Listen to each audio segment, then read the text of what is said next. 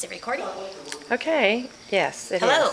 We are at the Phantom Theater in the back in the barn. This is my dressing room. All of my fabulous stuff. And this is where I go to do a little meditation before. Right out here. And there's this beautiful view when I'm doing it. Absolutely beautiful. Okay, so we're going to go in so you can see the inside. And if you look in the back, I have a nice Hemi here, maybe. Get me revved up. Then we go through here. And this is the stage. And if you look at the top, look at the barn. We're actually in a B-A-R-N. It's absolutely beautiful. The goal is to go outside of the rafters into the stratosphere and make beautiful music, okay, with me.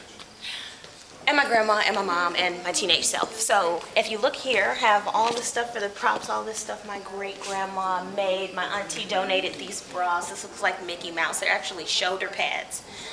Wild stuff. And the audience sits here. Is that right adjacent to where the Saturday market is? All these people will come and fill the seats and watch the show. And, oh, come see the merchandise. And me, Tracy.